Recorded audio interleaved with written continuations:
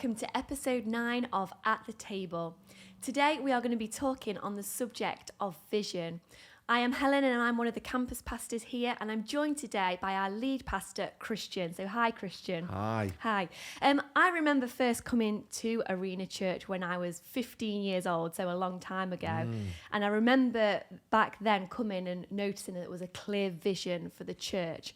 And I have been in churches where there hasn't been vision, and it was a very attractive thing to come to the church, Arena Church, and there was a clear vision and people could see that vision. So I just want to ask you some questions about vision today, if that's okay. Of course. So firstly, could you just tell us, what is vision? Well, it's a big subject, Helen, and there's a lot of fantastic books that I would encourage people to look at. But fundamentally, vision is something that you are seeing into the future. So, for example, somebody may be at school today, they may be listening, and they have a vision to be a nurse. Yeah. That has been given to them. Now they've got to do the necessary steps. So they've got to make sure they do get the GCSEs. They've probably got to enroll at university. It's something that they want to do that they can see into their future. Yeah. Really, that's what it is. You know, vision is seeing something. Some would call it a dream. I prefer the thought of vision because we all dream at night sometimes because we've had too much cheese or we've had too much food. And are those dreams really going to be realistic? I think a vision is something that you could see yourself walking into the future. But of course, there are steps to be made to get there. Yeah. And have you always been aware of the importance of having a vision? I think I was actually as a young man. I honour my mum and dad. But we were very normal. In some ways, I don't like the word average, but I think you'll get it. There's just an averageness to our lives. Yeah.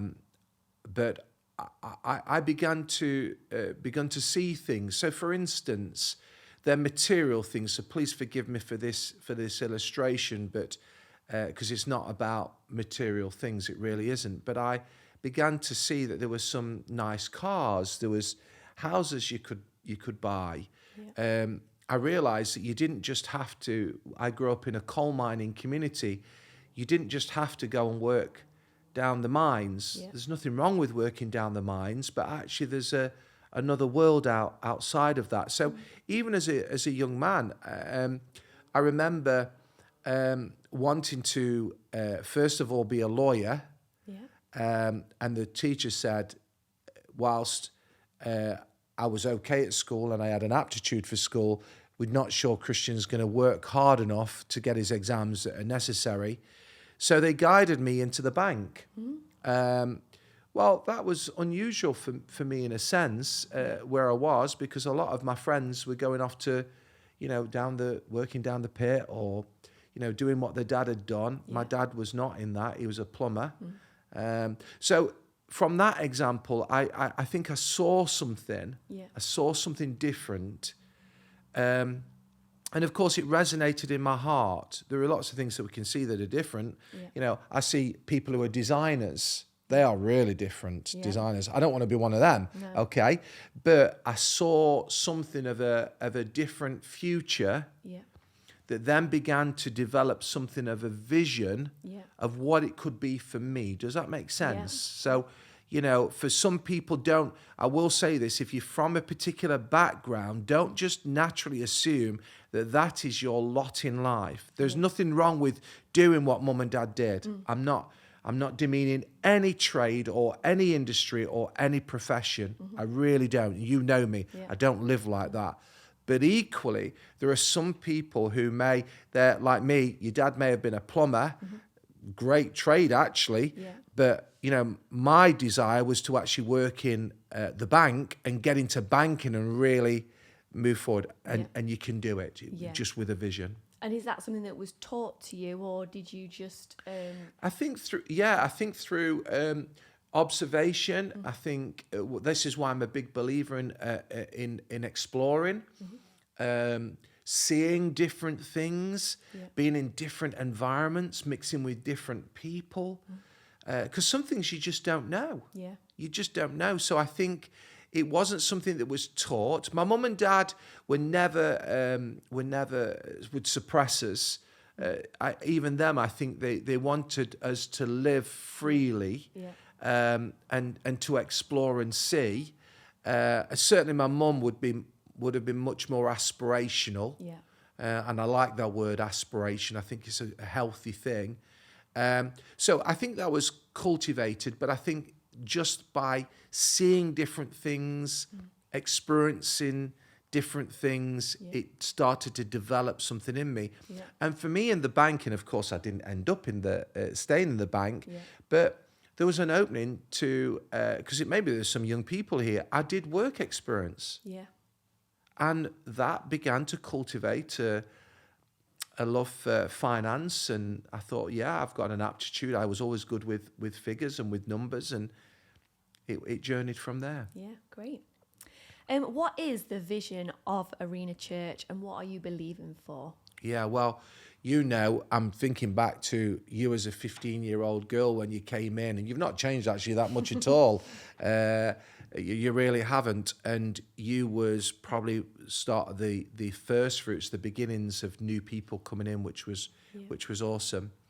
When we came to the church in Ilkeston, and going back to vision, we'd been part of something that was very visionary. So for 10 years we was in a church, and I honor that church, and the leadership was so visionary. Yeah. And you can't help but catch something of vision. When you get excited by it. But then when you see the execution of it, the delivery of it, it was like, wow, this is possible. So we'd been in that environment of real vision for 10 years. And then came and began to work with Pastor Eric Hobson and his wife, Carol, who I thank God for them very, very much. But Eric's comment to me very early on was, I'm really struggling to get a vision for the church. And so we, because we'd been in a visionary environment, we came with a real, if I can say, a pulsating vision. Could I have articulated it? No, but I could have said, like, we want our services to be life-giving. We want all ages to be there. We want it to be a place. We began to dream of, could we have crowds of people like you go into cinemas and they're waiting to get in, or a concert. We started to get a vision of what it could be in a market town. And that was really different. And so for the last 24 years, Helen, we've been here, and really our vision has not changed much in that time. It is fundamentally to go and grow and to love and serve our world. So we want to go with the good news of Jesus. We want to go to everybody, everywhere, and give an invitation to everybody. And I mean everybody. We're believing that we're going to grow. Why do the churches always have the smallest buildings in the town? Interestingly, in Ilkeston, we would have one of the largest buildings in our town. The campus that you pastor with your husband, Josh, has one of the largest, taking away commercial industrial units, but we're people-centric. We're much bigger than community centres, etc.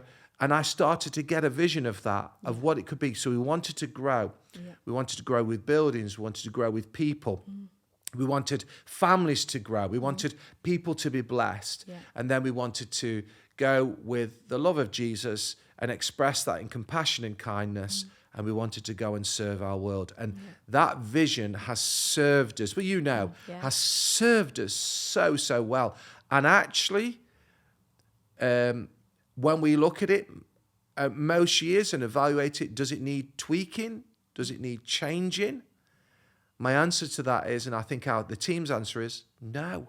I think it will serve us well for the next decade of vision. Yeah, definitely. And I remember when I came, you were starting. You noticed that you needed something for young people to get more young people in, because there was a few, but there weren't loads of young people. So you started with youth and bringing youth in, giving something for them to do, didn't you? Which was amazing. And that's again part of the vision. You start to look at what is needed or what is lacking. So there are two questions: what is needed, what is lacking.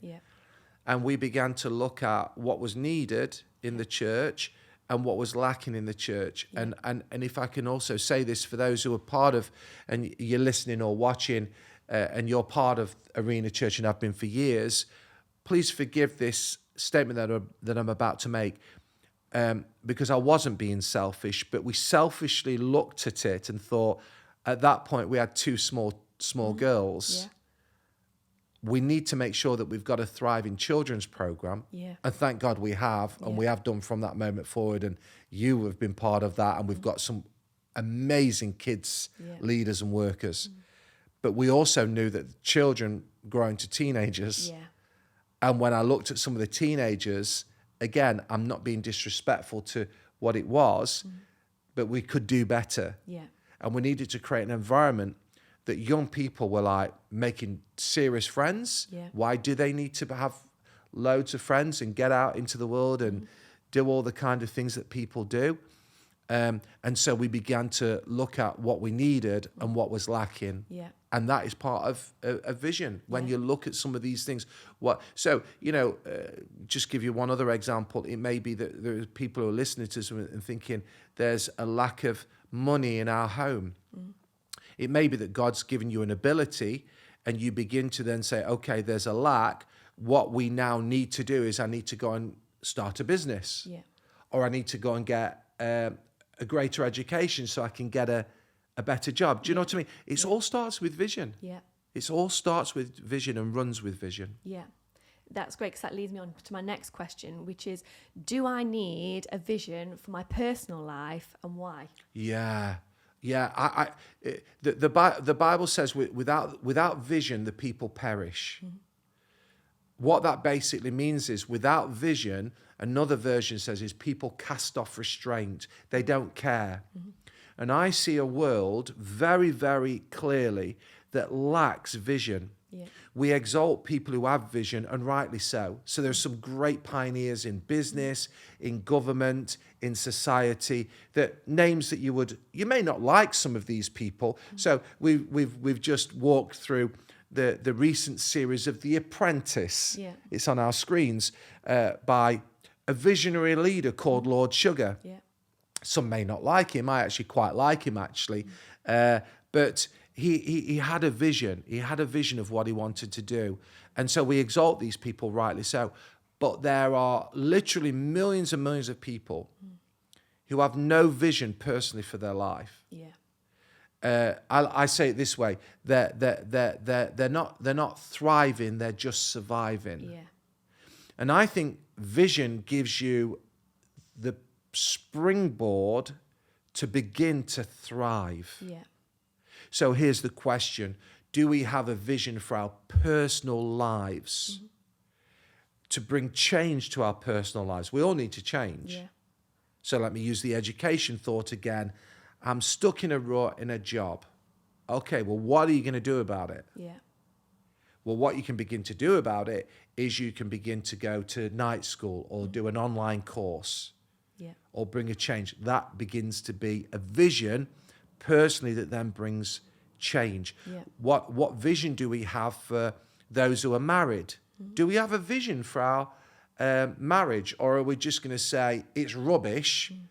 We're bickering all the time. We're not getting along, but we just have to live with it for the sake of the kids. Yeah. I hear that. That. Get a vision of what it could be. Get around some people who are modeling a really good vision. Yeah. So what I'm trying to answer your question is with examples. Vision is so important. Yeah. In fact, it's essential Yeah. if we're going to thrive. Yeah. If you just want to survive, you just walk through life and just let life happen. Yeah. But I think vision is really important personally, relationally, in the context of church. One of the things I'm really passionate about is working with our governmental leaders, civic leaders. You know, I do quite a bit of work on that. Yeah. And one of the things I constantly challenge is we need to have vision. Yeah. We're not just functioning for position. We need to have a sense of vision. Yeah. So when I look at our communities in which we live, I want to say, how can we bring a change and influence to the towns and the cities that we're in? Yeah. You may say, you're getting above your station, Kristian. I don't think so. I just think it's important that we live with vision in our hearts, because if we don't, we cast off restraint, we run wild, we have no purpose, and that's why you see a lot of very aimless and hopeless and helpless people. Yeah. What's interesting, what you're saying, I think, which is really helpful for people, is you think that you have to have a vision when you're younger and you're going through education, you're deciding which path you're going. But what you're saying is, no, you can, if you're in a job that you don't like, that doesn't bring you any happiness, you can actually get a vision later on in life and change the course of your direction. Completely. And I think that's happened. And vision is ever evolving and ever changing. So one of the things that I want to be known as is a man of vision. Yeah. Is a man of vision who sees things. And sometimes I may be just, it may be unrealistic, but I'd rather, I say it this way. I've always encouraged our children, and I've encouraged the church. Yeah. I've said to them, what is the point of dreaming small? If you're going to dream, dream big. Yeah. Have a vision of what, particularly for Christian people, and I know a lot of people will be listening or watching and they're Christians. Can I say this? Get a growth of vision. We want to grow in all areas. Well, allow your vision to grow and to develop and to deepen. And listen, I think God can take that if it's pure. Yeah. And I mean, I never thought that I would be doing what I'm doing. Mm-hmm. If there's ever a person, if there's people who are listening or watching me who grew up in school with me that would have said, no chance, genuinely no chance Kristian would be doing this. Yeah. But it all comes about God doing something in our hearts as we just surrender our lives to him. Yeah, and that's what God does, isn't he? He takes ordinary people and does amazing things with them. Yeah, well, I'd like to think he's doing some amazing things, and I think he is doing some amazing things in the church, in Arena Church, and through, like you say, very, very ordinary people. Yeah. It's helpful if you're outstanding in an area, and we've got some guys who are really outstanding. Yeah. But you know, to see God at work is amazing. Yeah. That's right. Yeah. Can you just tell us how you develop a vision? Yeah, so for me, I've already talked about looking at need. Mm-hmm. So some of that, what I've developed over the years is I want to bring change to my life. Yeah. So that begins to form something. When I've looked organisationally, I've seen challenges, I've seen needs that has helped me to form something. Yeah. I think another thing that I've done, and please forgive the... I don't want to sound overly spiritual, but it's in times of prayer, of times of sometimes even fasting, where you begin to get some revelation or some understanding. So one of the things I remember locally in Arena, I in a time of prayer, I felt the Lord whisper in my heart that he didn't just want me to pastor the people who was here. He wanted me to pastor the community. Yeah. At that point, I had no understanding of what that meant. But that set me on a quest, and something began to form in me, how I wanted a church that was really connected, super connected to the community. That started a vision in me, and it started with God just whispering something into my heart. Yeah. So that's how vision, need, what we're lacking, what needs to change. But as Christian people, God does inspire a vision. So I've been reading recently a wonderful book by the late Pastor Colin Whitaker, who interestingly was in our church for a number of years, and we honour the Whitakers for their incredible example. And he wrote this book, Seven Pentecostal Pioneers, with, again, average, ordinary people who did extraordinary things. Yeah. There are some common threads, and one of them is they got a sense of vision. Yeah. God began to put something in their heart of what they could do and how things could change. Yeah. And it's worthy of a read to see what God did with these ordinary men. Yeah. So that's how it begins. I will also say and forgive me, I don't know what's coming in the question, so if I jump ahead, I don't think it's just about getting a vision. There are a lot of people who have a vision. I say to people, don't tell me your vision, tell me your plan. Yeah. Yeah. Some people need to really hear that. Don't tell me your vision, tell me your plan. Yeah. Because I can have a million visions because I'm built like that. Yeah. But I need to plan it. So I heard and read something yesterday. It's getting a vision, then executing that vision. Yeah. So working that out, Yeah. getting the plan and working it out, Yeah. and then measuring the vision. Yeah. And you can do that on a practical level. So, you've got a vision, you want a healthy marriage. You want your marriage and your kids to be thriving. Okay, how are you going to do that? Yeah. You're not going to do it by working 80, 90 hours a week. No. And when the kids say, Daddy, can I have some time? No, I'm on my PlayStation. Yeah. I'm just using some practical. Yeah. That's not going to build it. No. And then what you have to do is measure that. How am I doing? Yeah. And not be too critical of yourself, but also be robust with yourself. Yeah. So that's how I develop vision and how I measure vision, and what has enabled me personally in our family and also in our church to keep moving forward. Yeah. No, Does that make sense? Yeah, that's really helpful. Yeah, thank you. That is the end of part 1 of this episode. Please look out for part 2.